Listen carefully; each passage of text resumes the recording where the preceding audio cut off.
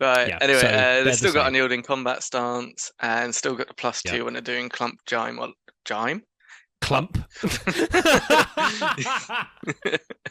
Clump, jump, and crime. You can tell it's gone midnight, can't you? Oh, Sam, you're literally Frodo right now. he is the hero.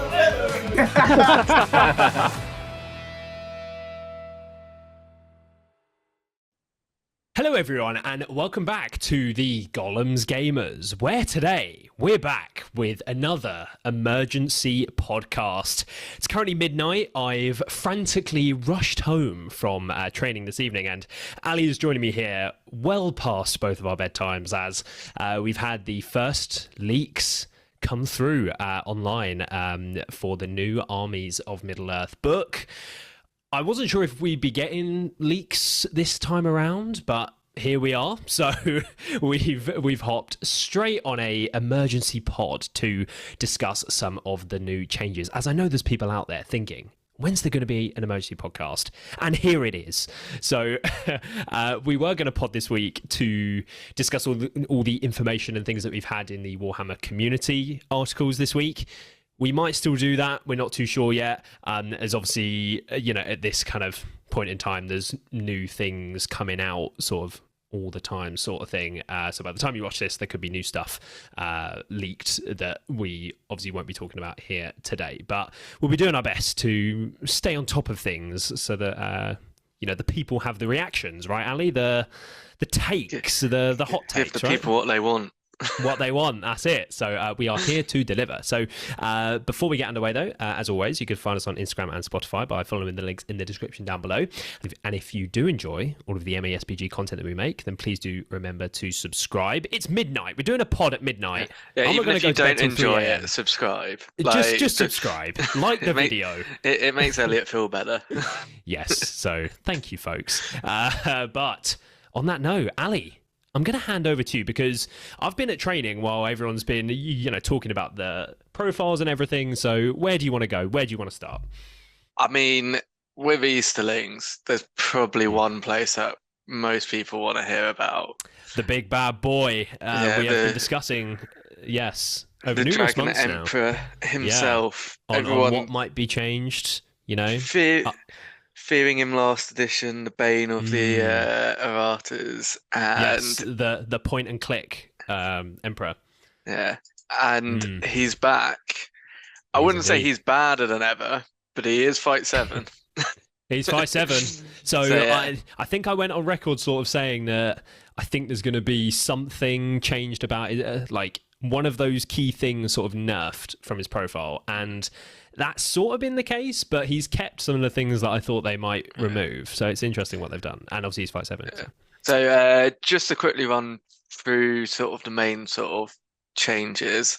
So his stat line, I'm not going to read every stat, but his stat line is pretty much the same as it was last edition, but he's now fight 7. He still has the glaive, the elven glaive, which he can use as a shield, and he still has magic resistance. His heroic actions are defense, resolve, strength, and strike, which I think is exactly the same. So still pretty good on that front. And then he still has his board wide stand fast that affects heroes. So that's the sort of the Emperor part of it. So he's gone up in a fight value, which will make some people happy, some people sad, depending on where you sit on the Dragon Emperor.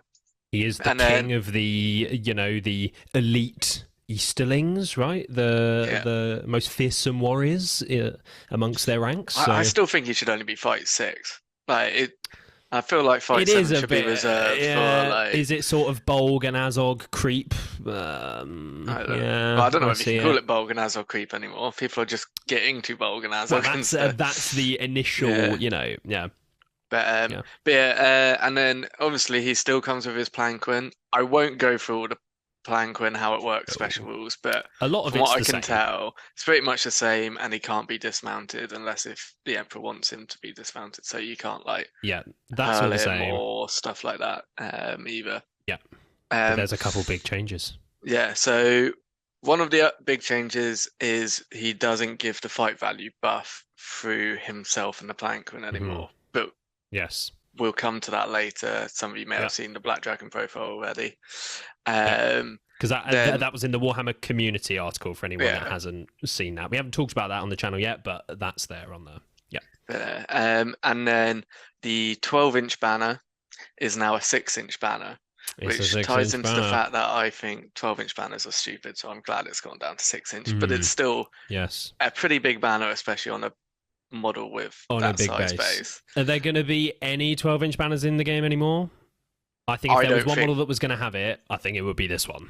Yeah, I don't think there will be. Because it's just such a big model. Yeah. So, no, most likely not. Unless so you do goblins and then you get a board-wide banner. But yeah, so 6-inch banner's still good, but not as good as it was. And then sort of, I guess, in what he's lost, he has gained that within 6 inches, basically you may reroll once when making strikes. So he's made Easterling slightly more killy. So you're going to have things within 6 inches for the banner, and then you're going to have things within 6 inches for your +1, for your rerolling ones. Yeah.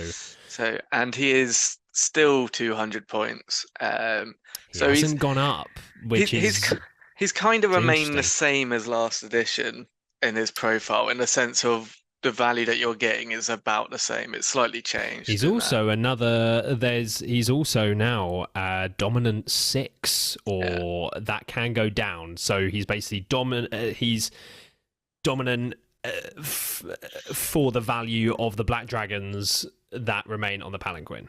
Yeah. So unlike last edition where you would have to dismount him, like at the end of the game, and you go, haha, I've now got 6 extra guys on this objective. Just dominant that. He doesn't need to do that. Although it is worth mentioning, because he'll probably be your leader who's Dom 3 anyway. Yes. You still may want to do that, because then you can get potentially 9 points on the objective if you haven't lost any Black Dragons. Yes, but I think they're maybe trying to sort of steer players away from the I'm going to dismount my Emperor, because it seems like a not very thematic thing to do. A little bit cheesy. So now they just give you dominant 6. But I would suggest anyone go and actually read the Palanquin rules, because it's easier than explaining it on the pod today. Yeah, so, but it's interesting what they've done. Yeah, sort of. I think the not going up in points is quite interesting, because I thought that they were going to take away either the Elven-made weapon or the resistant to magic with the crown thing. I thought a couple of those sorts of buffs might go. He still has defense. He can still shield on the Palanquin. Like, he's got all those things. And he's also gained the re-rolling ones. And he hasn't gone up in points. I mean, sure, he's lost the 12-inch banner. But that doesn't feel so bad, considering it seems like that's just being taken away from the game more generally. It's, you could argue he's gone up in points from where he originally was when he scared the crap out of everyone. Yeah, sure. It just after we had FAQ to put him up to 200, but he still looks pretty solid on paper. Some of the other benefits he used to get in the Legion we'll come to later as to whether he still gets those. Yes, and I guess that sort of ties into the points value and why it maybe didn't go up as well. But we shall come on to that. So moving on to the next big bad. When I say big bad, I don't think he's ever been as big and as bad as he is now. But Amdur, the Lord of Blades, finally has a profile worthy of someone called Lord of the Blades. The Lord of Blades. So the first thing, has he gone up in points, or has he stayed the same? No, I think he's exactly the same. Exactly the same. Damn. Yeah. So again, he's pretty much exactly the same stat line as he was previously. But he is Fight 7. And this guy, I think, can deserve to be Fight 7. He then also, in terms of one of the main changes, he still has his Elven Hand and Half weapon. But he has at Fight 7 is better. But also, he will always wound a hero on a natural 5+, which makes him actually the character assassin he should be. I hadn't read that bit.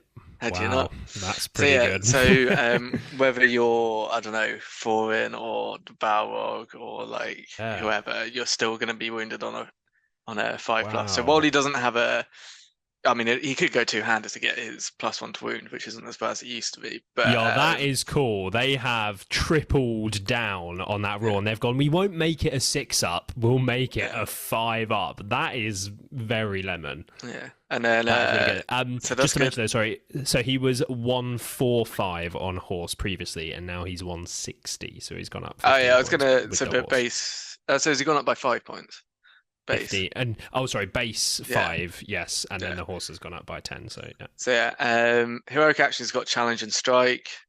I mean, strike's handy, especially when you're fight 7, which will be relevant a bit in a moment. Armored horses up to 25 points, so that's gone up, which arguably I think means you may not want to mount him. But that's interesting because you always think of him when I think of Amdur. I think of him on the horse, right? But for 25 points, and like you still get the 5-up. Yeah, like if you trap a model with 3 attacks, you've still got 6 dice needing the 5-up to auto wound. Yeah. I'll come back to how I think of him as somebody as a whole, but quickly to just run through. He's still got General Hunter, which I think is if you kill the enemy Blood and Glory. Yeah, but only for the enemy leader. Unyielding combat stance, so on a 4+ you don't get knocked down. It's got phalanx, so that's the Easterling spear thing. Gleaming horde, so if he is mounted, he can get the +1 defense.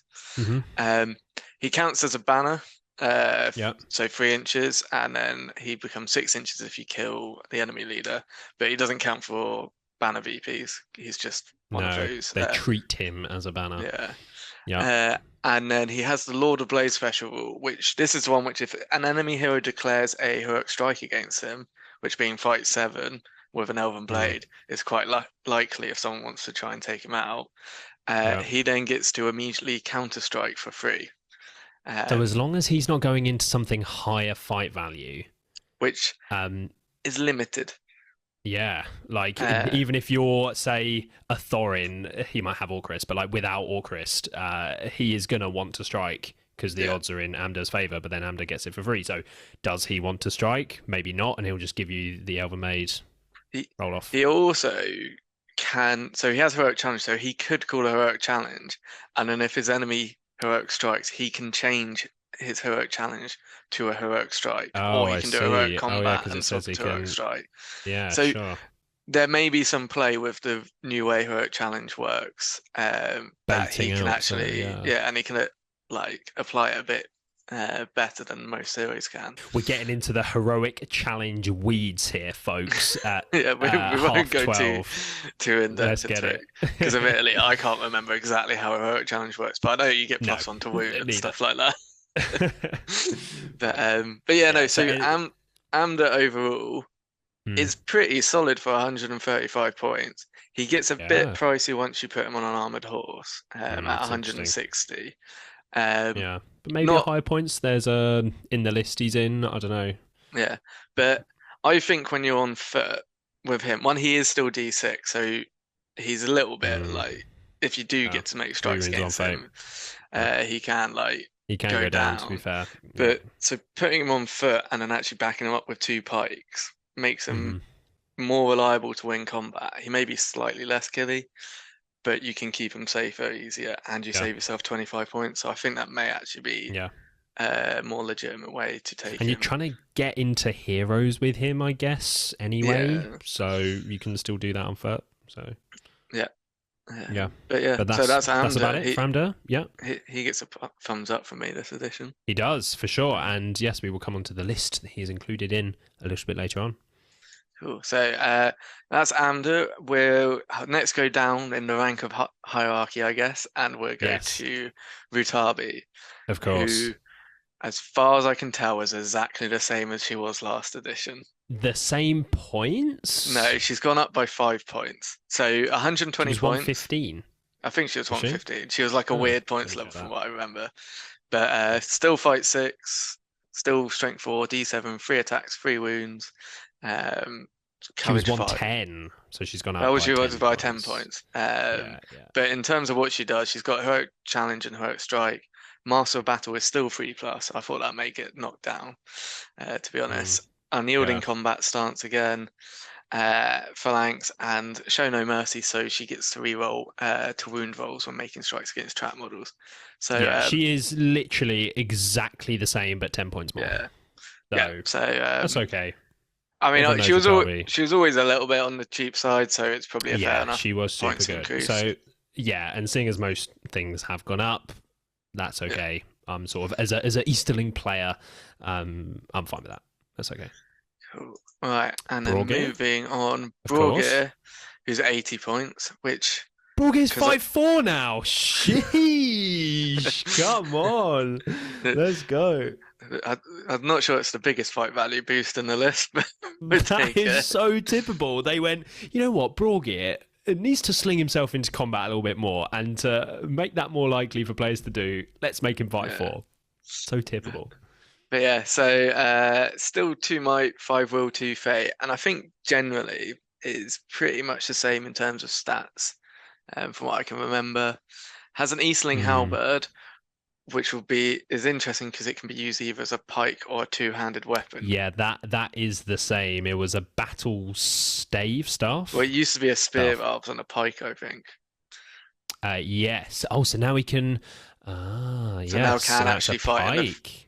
But doesn't have the phalanx special rule still, which I don't know whether that's an oversight. Yeah, but you could get fight 4 into a. So typical with a pike. Let's go, Brogir. Has heroic channeling as you would expect, and then still has each time Brogir rolls 1 or more natural 6s when making a casting test, he will regain a single point of will. So it has clarified that you only get 1 point of will back. Yeah, there was the debate last edition about do you Well, isn't that that I was the true spokesperson for. Isn't that the same as it was before though? It's the same rule. It's just it is the same. Clarified. So they haven't. It works. I think it's literally exactly the same. It says when you roll 1 or more natural 6s, you will regain a single will point. Oh, 1 or more. Oh, yeah, so it has been reworded. So they have. So you can see it as a slight nerf, depending on how you played it last edition. But that was how I tried to make it played last edition at tournaments. And then so it's Blade Wrath, Fury, Easterlings, Enchanted Blades, and Tremor. I think the casting values are the same apart from Blade Wrath, which has gone up to 3+. Yes, you are correct. So Blade Wrath's 3+, Fury's 3+, Enchanted Blades is 4, and Tremor is 5. So Brogir is still doing Brogir things, and pretty much remained more or less the same. I think Blade Wrath on a 2-up, it was a little bit like when I played up one of my mates who sort of plays SBG now and then. He's been to a few tournaments and stuff, and he sort of doesn't know all of the spells and everything, so I was like, I'm going to Blade Wrath with Brogir on a 2-up. And he was like, a 2-up? I even felt a little bit sort of, it's like, what spell casts on a 2-up? Very few. I just felt a little bit sort of cheesy when I just rolled my 2-up. So I'm fine with that change as well. Cool. So that's the last of the named heroes. And what about the points? He was 80 Oh, no, it's the same. He's still 80, yeah. Fine. Yeah, sure. So basically the same, just a slight increase on Blade Wrath and a clarification on how many will points you get back. Yes, baby. So yeah, where do you want to go? Well, we'll stay in the War Priest zone, and the Easterling War Priest is next up. So they're now 60 points. Also now fight 4. Let me get my sleeping mask out real quick. Hold on. But may be relevant because maybe unless you can't take Brogir in. But so again, Blade Wrath, Fury, and Enchanted Blades, 3+, 3+, 4+.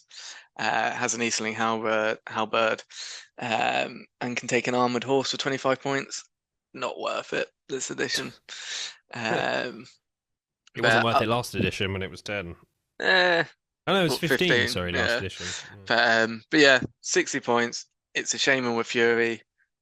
With maybe value in it. Has anything else changed? I'm just looking. The Blade Wrath has gone up as well. So the War Priest that you never saw is now worse. Great. Yes. But also, to be fair, it wasn't because the War Priest was bad. It was more because Brogir was better, which is still the sort of case now. Yeah, that is still the case. Yeah. However, not every Easterling list can take Broger.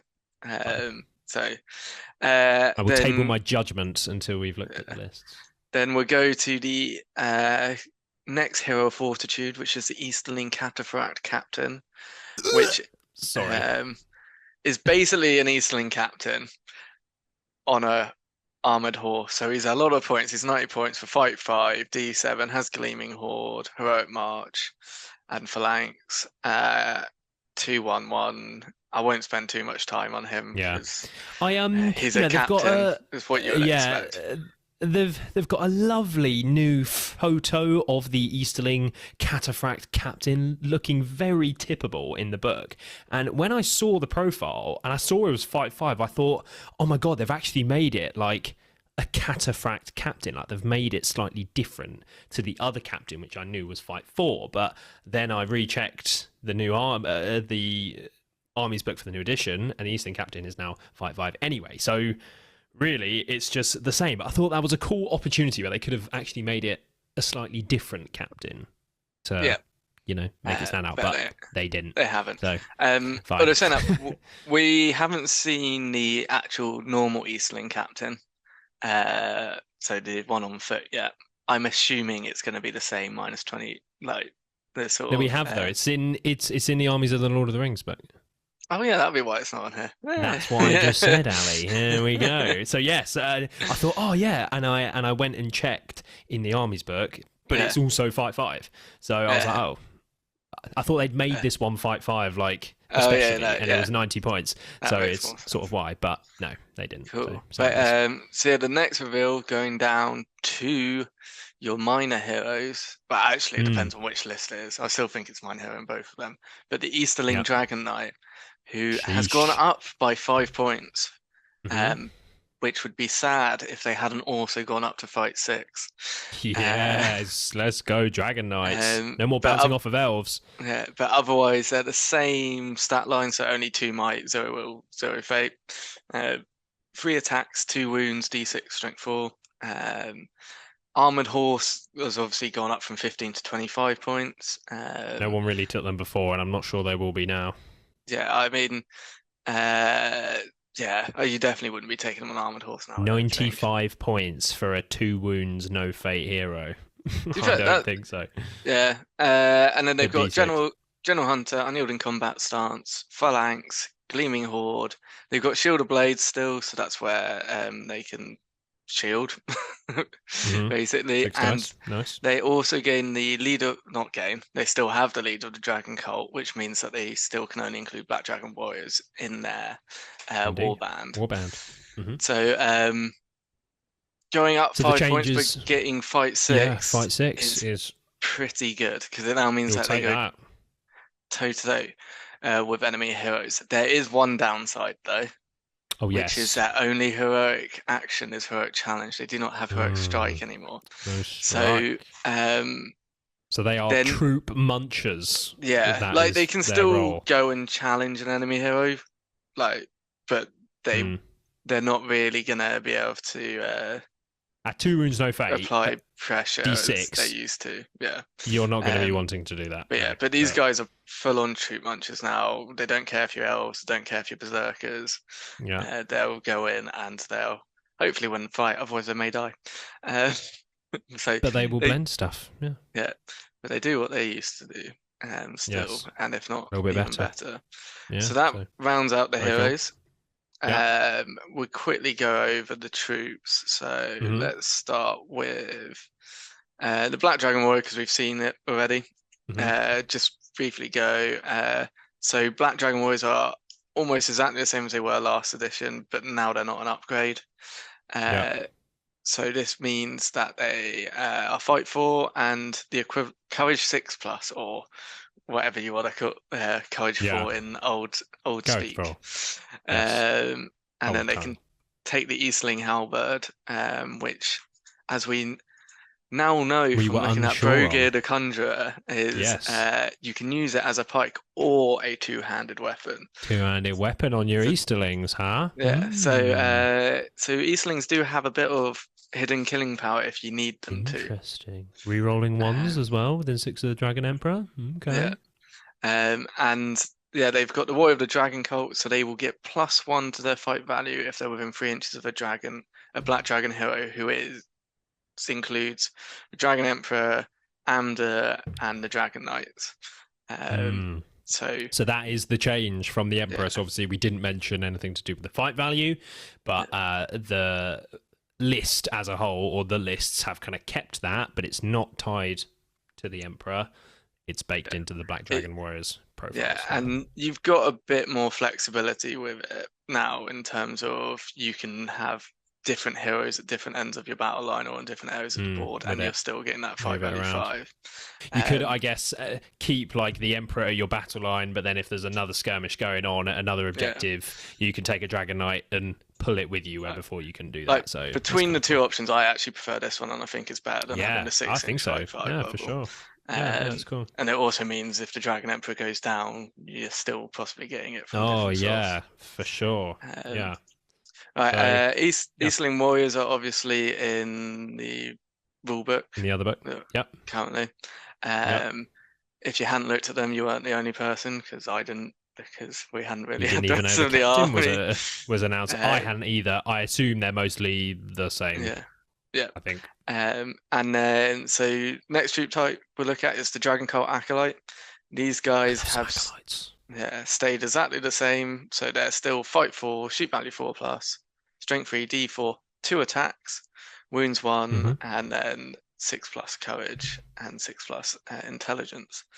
But Ali, in a huge themey choice, I decided to model axes on all of my Dragon Knights. Are you telling me that they can't be strength 4 anymore? That's sad. No. Although they may not need to be. We'll come to that later. So they still have throwing weapons. So you'll still be limited to 1/3 of them in your list. I don't think, as someone who probably took the most acolytes when I used the Dragon Emperor in last edition. Yeah, you copied my list. Talking, Ali? How? No. Did you run the Emperor with the Shadow Lord? I don't believe so. No, but you know when you went and used silenced, folks. You know when you went and used the Emperor at the finale, when I used 12 acolytes, and then you took my exact list. I don't recall that. Is it because that was where you did really badly with it? I first of all used it with the Shadow Lord, folks. That was the infamous event when I, for the whole event, this is a true story, played the Shadow Lord as having a 12-inch black dart instead of a 6-inch one. Basically, Elliot, massive cheat. Accidentally, folks. Right. Anyway, they've still got unyielding combat stance and still got the +2 when they're doing clump jime. Clump. Clump, jump, and crime. You can tell it's gone with that, can't you? It's late. Climb, jump, or leap tests. And automatically pass all in the way tests when making strikes against a model that is defending a barrier or doorway, which is low-key actually quite good. They also get the +1 fight value for being within range of a Black Dragon hero. They also have the Black Dragon keyword, so they can be included in the Dragon Knight warband. I guess they didn't have that like they weren't restricted in that way before. I don't mind it. I guess they are meant to be like sort of the more elite kind of fighters, which sort of makes sense. But if you're already trying to put Black Dragons in there, and if you want to take some acolytes as well, that might see them get pushed out, maybe. You're thinking of it, they're not elites. So it's basically the Dragon Knight can only lead Black Dragon Warriors or Dragon Cult acolytes. But it's like if you wanted to take more Black Dragons and some acolytes, then you can do that in a captain's warband. So the captains can lead them as well, sorry? Yeah. You said the captains. Oh, sorry. I thought it was only everyone like the can Emperor, lead the these. Dragon Knights. Dragon Knights have a restriction; they can only lead them. Oh, they can. Okay, fine. Sorry. Okay. So if you're including Dragon Knights in your army, you're tied into taking one of these 2 troops in their 6 warband spots. Yeah. Okay. So it's not too limiting usually. Right. Moving on then. So we have the Easterling Cataract. These are the same, but they're base fight 4 now. I hadn't seen that. I thought there were just no Black Dragon cataphracts anymore. But yeah, no. So when I say they're the same, they're not actually the same. So but they've they're base stayed the fight same 4. points, but they're fight 4. Yeah, but they're also only Courage 7, so they're not like a full Black Dragon, and they also don't have the Black Dragon keyword. Well, you get the fight 4 bit. That's kind of the nice bit. But you would like a higher courage often if you're using them as objectives, sure, like grabbers and stuff like that. Can't be choosers. Yeah, otherwise they got Gleaming Horde, they got Phalanx. They're 15 points, which is slightly more than last edition. Or were they like 14 or something? I think it was 14, yeah. Yeah. And they can still take a banner and a war drum. However, the war drum has gone up to 25 points, which I think that was deserved. Yeah, it's fair. You're still probably taking it. Like, in all honesty, it's just that good. War drums do work differently now, though. Yeah. R.I.P. the 15-point war drum. God, what a time. So it's a heroic march now, the war drum, so you can't double it up with a captain, which may affect your list building slightly. Yeah, probably. So that's the Catharax, and then the last troop we're left with is the War Drake of Rune. We've saved the best till last? Yeah, and we've saved the last till last. Let's run with that, yeah. So I put it as well, I can't remember what their stat line was last edition, but I know it wasn't Drakes overly... were so irrelevant last edition that imagine if the people leaking, they only leaked the War Drake just to like have a fuck you. He has a model now for people not to use in the tabletop. He is 20 points, or she could be either. They still only move 6, fight 4, strength 4, D5, 2 attacks, 2 wounds, courage 6, intelligence 9. So apparently lizards aren't very smart. They're dominant too. They are dominant too, which is the only buff they really got. They cause terror, have venom, and then they've still got their slow acting venom rule, which means that essentially you, if you do a wound to an enemy model and they're not dead, they will reduce their fight and attacks value by 1 to a minimum of 1 for the remainder of the game. So it's not super practical. The one thing I will say though, because I've just noticed this, is they do have the Easterling faction keyword now, which I think means they do finally get affected by the drum. Oh, interesting. Okay. I mean, should they though? It's not an Easterling, it's a lizard. I think they do. You can't just put those, golden fucking things on its little lizard feet and like, oh, now it's an Easterling. No, it's not. It's a fucking Komodo dragon. That's one thing I'm not sure about. Is like, do war drums still have to have the faction keyword anyway? Because it works with Heroic March. I'm not sure. It says race Drake, so it's a Drake. Anyway, but they should have made these move 8. Make them move 8. You made Warriors of the Dead move 8. Why not? They're fast cheaper. Lizards. It's kind of like I think for 15 points, like they would be good but not broken. If you keep this profile exactly the same, but you give it move 8, you still might not see them. I don't think you would, even if it was move 8. You see, so like, why not just make it move 8? I don't know. I think you may see one occasionally for fun, but I don't think it's gonna make it. I won't be buying any. Yeah. Anyway. So that's a summary of the troops and the heroes. All the new troops, folks, for the Easterling faction. Let us know, what's your favourite change to your favourite evil faction, the Easterlings? Let us know. Or what is your least favorite change to your most hated evil faction? No one hates the Dragon Emperor. Are you kidding me? I think you find a lot of people do. So, which list do you want to begin with, Mr. Ali King? Let's start with the Amdur one. Save the host of the Dragon Emperor for last. I don't actually know what the name of this one is because I haven't seen the left-hand page.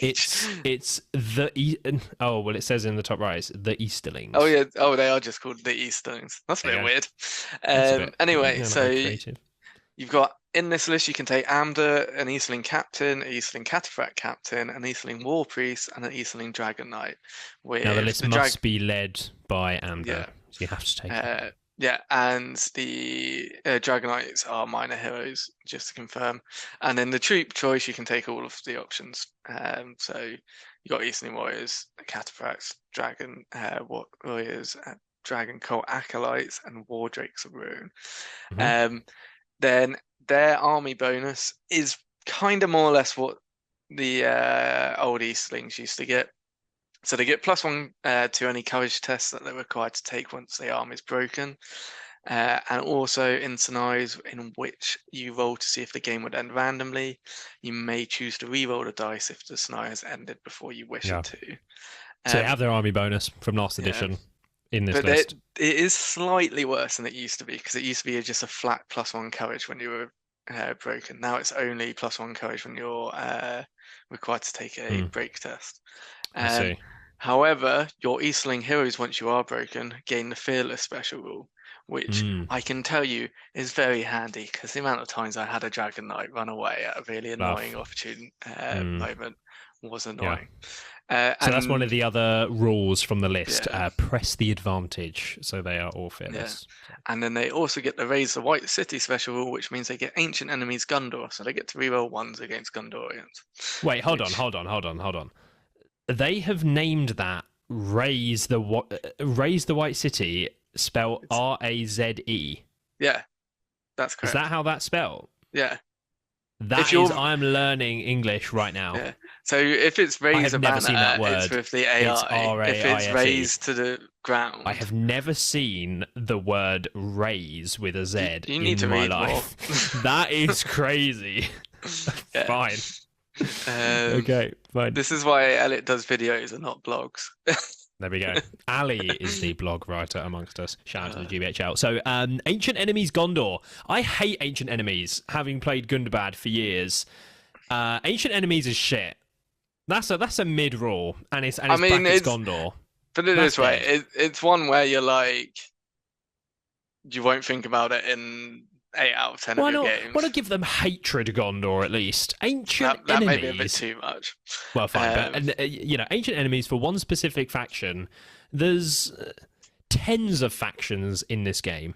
It's a themey rule.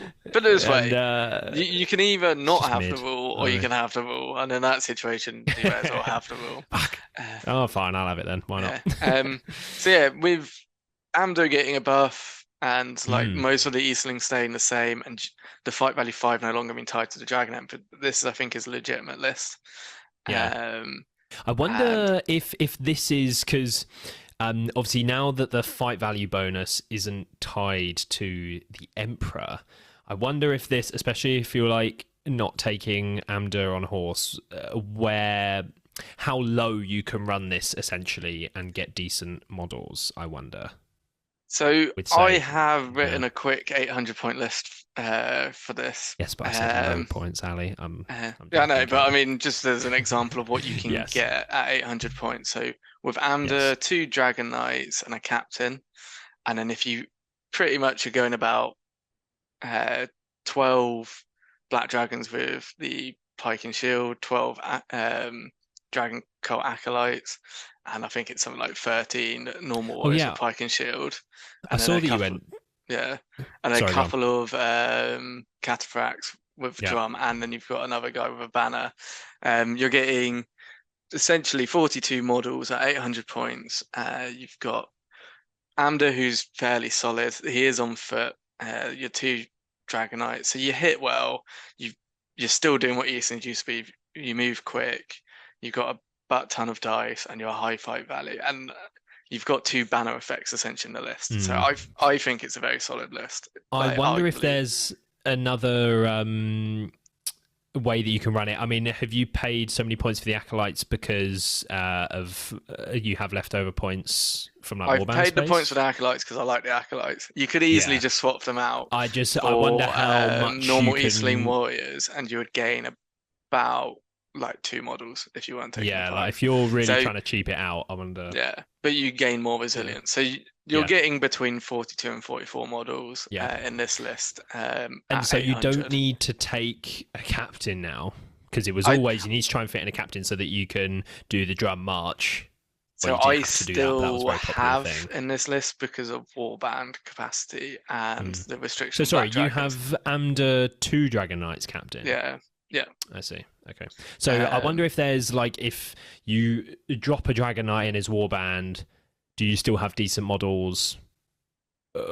What points level is that at? I wonder whether there's... You could make this, Yeah. so from 800 down to 700, you drop one Dragon Knight and like 2 models, 3 models.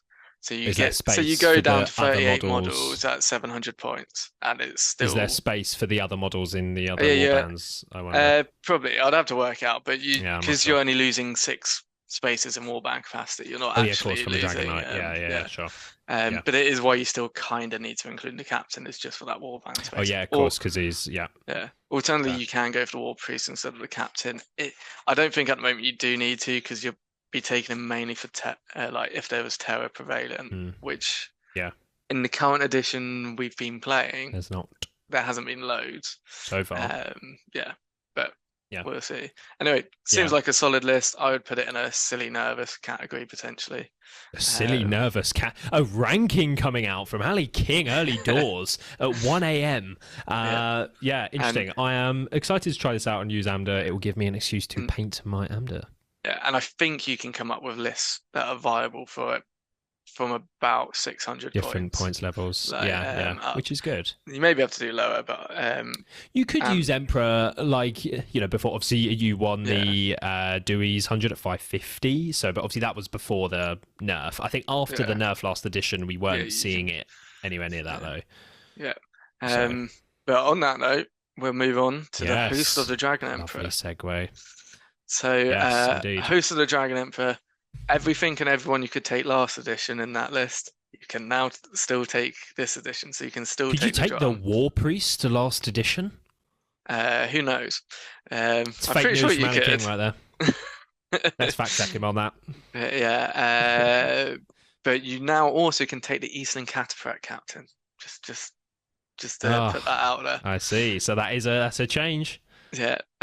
So you still have to include you still have to include the Dragon Emperor in the Host of the Dragon Emperor. In the Host of the Dragon Emperor. You could take a War Priest last edition. This man knows his Easterlings. But where the main change is in the special. So gone are all the old specials, which Amdur now has, basically. Instead, you actually, to be fair, you do retain the Heroes of the Easterlings, which is an Easterling hero may re-roll a single d6 in a dual roll. So good for those Dragon Knights. Yeah, your Dragon Knights or even the Emperor. Well, actually, anyone really in that list, it can be handy. Because bearing in mind, Broger, even if he's supporting, now he can with a Pike, is actually adding an additional reroll from the safety of the second or third rank. And then the other new sort of army special rule is friendly models support when supported by 2 other friendly models gain a bonus of +1 to wound when making strikes. Sheesh, baby. So just to clarify this, because I said that a bit wordy. You did. Your front rank model will gain +1 to wound if they have double pike support. So not all of them, just the front model, which could be one of 2 things. It could be an Easterling warrior with the halberd. So you may still want to have a front rank with halberd, because then they get +2 to wound because they're going two-handed. Two-hand, yes. And then you're re-rolling ones within 6 of the Emperor. Or it could be a Dragon Cult Acolyte who has 2 attacks, and so you get 2 dice with +1 to wound. Well, and it's not only that. I mean, it's friendly models, so it's Ritabi. It's Dragon Knights. Dragon Knights. So the Dragon Knights, +1. Even when they're facing D7 dwarf models, have a way to get some kills in there. So and you can have Ritabi on a trapped hero or something with +1. You could Blade Wrath as well. So you could have Ritabi 6 dice +1 re-rolling at strength 6. Yeah.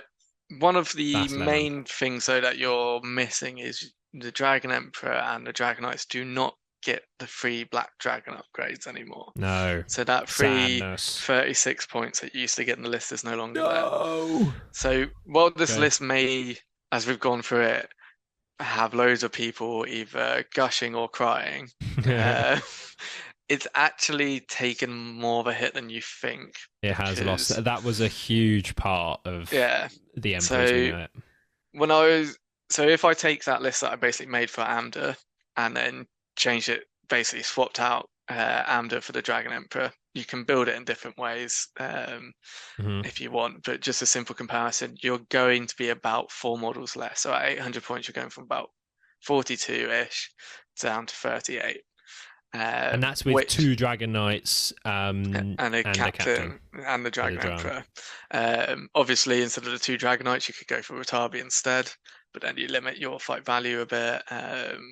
Or you can't quite get everything. Like if you wanted to go Ratabi and Broga and the Dragon Emperor, you're going to be at 800 points, dropping down to sort of 34, 32 models. So it's not great. I think a lot of people may actually be giving Ratabi a miss. It's interesting. Consider, just looking at it initially. I mean, I haven't looked at the list and things yet, but you'll run out of warband space. Basically, if you're probably going, so you have to take Dragon Emperor, and then if you want Ratabi, you probably go Ratabi and 1 Dragon Knight, or you go Emperor, Broga, and 1 Dragon Knight. Or you go the way that I sort of was on about earlier, where you go the Emperor, 2 Dragon Knights, and a captain. You get more warband space, because if you go Emperor, Ratabi, Dragon Knight, you're not going to have warband. Well, no, because remember, it's a hero of legend and a hero of valor. Yeah, but that's what 30. Well, when you've only got +6. Sorry, that's 33, and then you've got Dragon Knight, Assassin 6. Yeah, okay, you can get 40 models with that. Oh, it's fine. I've worked it all out. If you have points, I don't know if you do or not. But considering you're only getting 38 models anyway, it's fine. That's a choice. But and so your model count is, I mean, it's fine, but it's not. You're not going to be outnumbering enemies, and you're going to be having to make a choice. Equally, Emperor in its day was hitting, 48 models at 800, axes on the front line, everything kitted out. It was great. Yeah. Equally, I don't think this list is probably going to be that viable lower than 750 points. Seems a bit. I think your army will be a bit too small. However, once you get past the 800 points, it will hit hard. And it will hurt. It's quite interesting because they've. Some people will love to hear this, and some people will not, as you said. But it's almost like they've made it better at face value in terms of like the things that it now has. With the +1 to wound on the front line, and you can 2-hand and you reroll 1s. Like it's got some new buffs, and then it hasn't taken away the buffs from like the Emperor, so like the resistance to magic and those things. So it might seem like it's kind of got better, but the points thing is a huge piece of the puzzle there. So, and that really brings down the model count, which is obviously such a big part, really. So it's interesting. Yeah, when we compare the 2 lists, I mean, the way that I would describe it is the Host of the Dragon Emperor 1 is your higher points list, and also it's your list which it can snowball and just wipe out your opponent. However, if it goes wrong and the Dragon Emperor dies, you haven't got as much sort of backup. You keep your fight 5 now, which is but you really potentially don't, depending how you build it. Whereas the Amdur list, I see. I mean, even if like Amdur dies, your heroes are still fearless that are on the board. And like you've got a bit more play and a bit more numbers. Staying power. And you can control the end game a little bit more. So while the Dragon Emperor is still probably a little bit better if you were to take them both at 800. There's more options and play at other points levels. Amdur's list. So they're probably fairly equal, even though on paper people may still go Dragon Emperor. Run to the Dragon Emperor.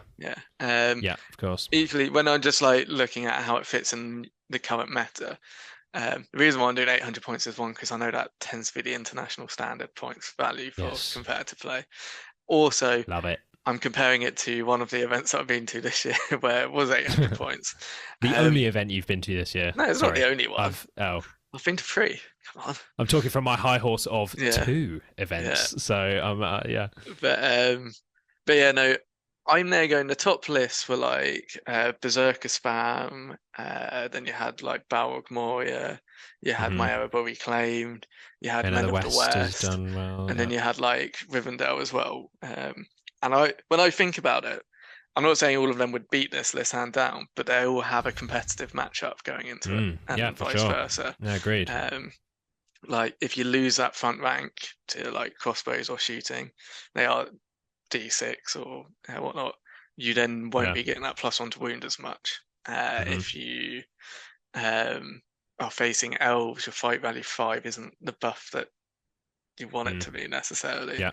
But then your D6 is handy and stuff like that. So there's less of the black dragons just like in the huge bubble that can you've sort of got some elves round on the flank. Oh, I'll just shield at 5/5. Like that's less likely to be a black equally with now. that Rivendell list that I played I mentioned on the previous pod. Double Nature's Wrath. I don't care what your like pipe blocks do. So or Vathaphren, whatever. But yeah, anyway, so again, I think this is a top list, but it's not like it was last edition. It's not like putting space between it and the majority of its competitors. So I guess to summarize, has the Emperor been nerfed even more overall? Not just the Emperor, but like the list, the whole thing. Yeah, I think it has. It has. The things that have been rejigged, although arguably you could just say it stayed still while other things have caught up. I'm not sure. I think the fact that the model count is now going to be, like you say, maybe like 38 sort of models, that is lower than it was, and that is quite a big difference. Sure, you've gained some bonuses. I guess it's whether those sort of bonuses equate to having those extra models and things. So I still think this list and the Amdur list can go win GVHL 100s. Obviously, we haven't seen what the rest of the book is like. So. It could be every other list in the book is broken as hell. But but no, Easterlings seem very competitive, but not broken is what I'm not top tier. No, I mean like silly nervous I think for both lists.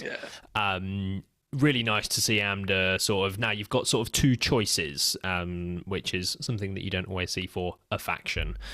You've got different ways that you can run it, and I guess that's sort of where in the last edition you could choose how you want to build something and have more flexibility. Obviously having 2 viable lists give you those options. Obviously in an ideal world it's just one Easterling faction and you can do what you want, but this is I guess as close to something like that as we currently have in the new edition. So okay, any closing comments on the Easterlings? I didn't think that's the faction that we were going to get first of all, but I think it was the one most people were like, I guess I hadn't really thought of it, to be fair, but who thought about people want to know.